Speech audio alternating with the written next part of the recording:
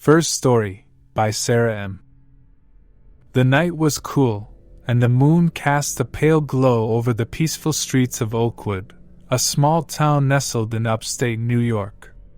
I had just put my 2 kids to bed, and the house was finally quiet. I settled onto the couch with a book, savoring the tranquility that had eluded me all day. As the minutes ticked by, I became aware of a subtle noise outside, the faint crunch of gravel beneath footsteps. I dismissed it at first, attributing it to the occasional late-night jogger or neighbor taking their dog for a walk. But the footsteps grew louder, closer, and more deliberate, causing unease to creep into my chest. I stood up, peeking through the curtains of the living room window. Moonlight revealed a tall figure, cloaked in darkness, lurking near the edge of our property. My heart pounded as I watched the intruder's every move. With slow, calculated steps, the person moved toward our back door. My mind raced, and I frantically searched for my phone to call the police. The eerie silence of the night was broken only by the sound of my trembling fingers dialing 911. As I whispered my desperate plea for help to the dispatcher, the intruder's intentions became clear. They were testing the door, jiggling the handle, and searching for a way in. My fear skyrocketed, and I knew I had to protect my children. I crept down the hallway, my heart pounding in my ears, and burst into my kids' room, scooping them up and carrying them to the safest place I could think of, the upstairs closet. I huddled with them in the darkness, their tiny bodies trembling against mine. Minutes stretched into eternity as I listened to the intruder's attempts to breach our home. The metallic clang of tools against metal sent shivers down my spine, and I couldn't help but think of all the horrors that might befall us. Finally, the sound of sirens pierced the night, and the intruder must have heard them too. I heard their hurried footsteps retreat, fading into the distance. The police arrived moments later, finding no trace of the would-be intruder. They took my statement and searched the area, but the tension in the air lingered long after they left. Oakwood, once a haven of tranquility, was forever marred by the terror of that night. Months passed, and my family struggled to find solace. We installed security cameras, and I kept a vigilant eye on our surroundings. Yet the fear that the intruder might return haunted my every moment, a shadow that refused to dissipate. It wasn't until later that we discovered what the intruder had done. He had thrown rocks at our windows, shattering the glass in an attempt to gain entry. It was a chilling revelation, a stark reminder of the danger that had come so close to our doorstep. The repairs to our home were a constant reminder of the terror we had endured. Second story, by David Anderson. My wife, Emily, and I decided to take a break from the hustle and bustle of city life and booked a cozy cabin nestled deep in the woods of Vermont. Surrounded by towering pine trees and the soothing sounds of nature, it was supposed to be a peaceful getaway. As night fell, the isolation of the cabin became palpable. A feeling of unease settled in the pit of my stomach as I noticed something peculiar, a set of fresh footprints leading from the woods to our cabin door. They weren't there earlier when we arrived.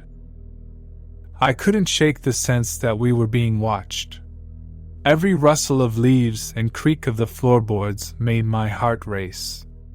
I pulled back the curtains to peer outside, but the darkness was impenetrable. Just as I turned away, I caught a glimpse of movement out of the corner of my eye. There, in the shadows, stood a figure, a silhouette I couldn't make out. Panic gripped me as I fumbled for my phone to call the local authorities. The figure didn't move, but I could feel its unwavering gaze fixed upon me. I whispered a frantic plea for help to the dispatcher, describing the eerie situation. My voice quivered as I explained that we were miles from the nearest neighbor. As I waited for the police to arrive, the sense of being watched intensified. The figure remained motionless, a haunting presence just beyond the cabin's window. Emily and I huddled together, our breaths shallow, and our hearts pounding in unison. When the police finally arrived, they searched the woods and the surrounding area. But to our horror, they found no one. The footprints led to nowhere, as if the person had simply vanished into thin air. We left the cabin that night, unable to shake the feeling that our every move had been watched. The remote woods of Vermont had transformed from a serene escape into a nightmare we would never forget. In the weeks that followed, we found it impossible to shake the sense of being followed. The unsettling feeling clung to us like a shadow, invading our dreams and making each moment of solitude feel like a descent into madness. The police investigation yielded no leads, and the mystery of the unseen watcher remained unsolved. Emily and I moved back to the city, haunted by the specter of the figure in the woods, a constant reminder that danger could strike when least expected. Third story, by Anonymous. Savannah's historic district was known for its charm and southern hospitality, but that sense of security shattered one humid summer night. I had just finished watching a late-night movie when I heard a soft, persistent tapping on my living room window. I approached the window cautiously, peering out into the darkness. A man, his face obscured by the shadows, stood on the other side. His hand was pressed against the glass, and his eyes locked onto mine. The feeling of being watched sent a chill down my spine. I pulled the curtains closed and picked up the phone, dialing 911. As I described the situation, the dispatcher assured me that police officers were on their way. But in the dimly lit room, I could still hear the faint tapping, now coming from multiple windows. My heart raced as I realized that this stranger was circling my home, attempting to gain entry from every angle. I moved to the back door and locked it, my fear intensifying with each passing moment. The tapping grew louder, more forceful, and I knew that time was running out. With the phone still in hand, I retreated to the upstairs bedroom, where I could see the front of my house.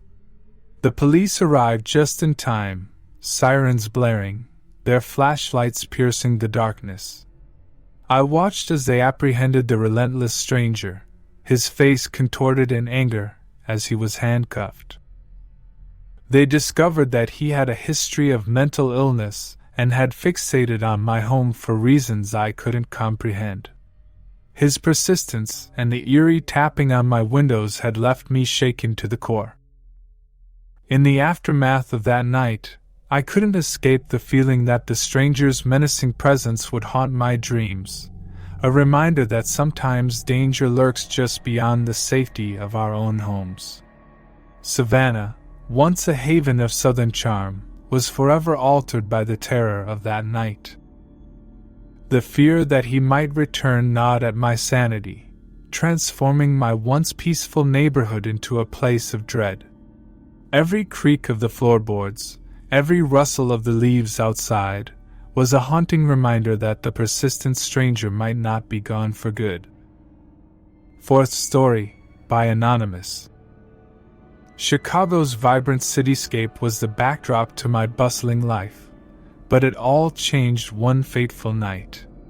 I had just returned home to my cozy apartment, nestled in a quiet corner of the city. The allure of solitude washed over me as I locked the door behind me. As I settled onto my couch to unwind, I noticed a peculiar detail. The blinds on my living room window swayed gently, as if disturbed by a breeze. However, the window was closed, and the night was eerily still. Unease crept over me as I approached the window, my breath shallow.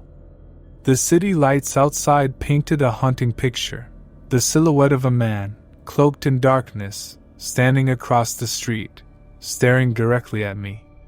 His face was obscured, but I could feel his unwavering gaze.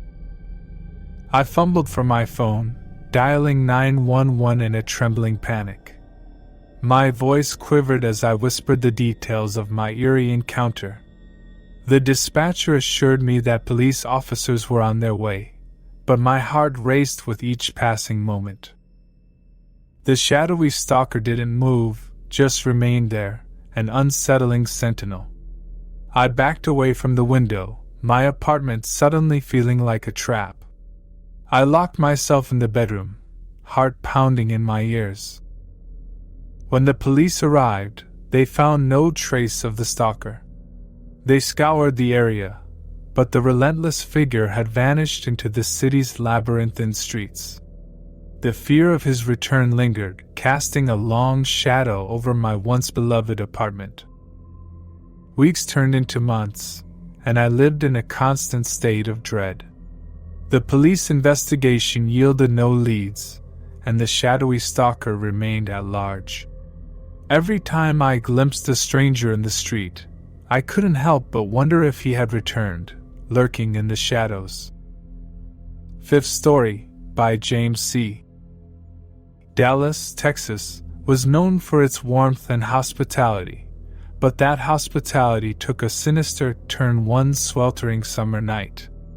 I had just finished a late-night project when my phone rang with an unknown number flashing on the screen.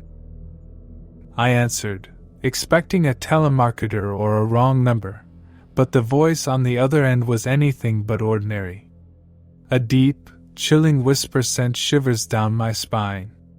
The caller knew my name and my address, and they made it clear they were watching my every move. Fear seized me as the voice on the other end described my own actions, from the book I had been reading to the snack I had just prepared. They taunted me with details of my life, a terrifying intrusion into my privacy. As the minutes turned into hours, the relentless caller's threats escalated. They promised to break into my home, to find me and make me pay for some unspecified offense. Panic coursed through my veins, and I hung up, frantically dialing 911. The police arrived quickly, but the caller had masked their location well, making it impossible to trace the call. They advised me to change my number and be cautious, but the torment continued. Night after night, the calls persisted. The relentless caller knew my every move, and their threats became more sinister with each passing day. I installed security cameras and changed my locks, but I couldn't shake the feeling of being watched. The relentless tormentor left cryptic messages, hinting at a twisted obsession with me. I couldn't escape the fear that they would make good on their promise to break into my home. My peaceful suburban neighborhood had become a place of dread, and my own sanctuary had turned into a prison of fear. Months passed, and the police investigation seemed to hit a dead end. The relentless midnight caller remained elusive, a shadowy figure lurking in the background of my life. The fear of their return cast a long and haunting shadow over my every moment, a constant reminder that danger could strike at any time. Thank you for sticking with us through the whole video. Also, I recommend you this video you see on screen, one of the scariest on my channel. If you haven't already, don't forget to subscribe and like this video. This helps me bring you more thrilling content every day. If this video sent shivers down your spine, let me know in the comments.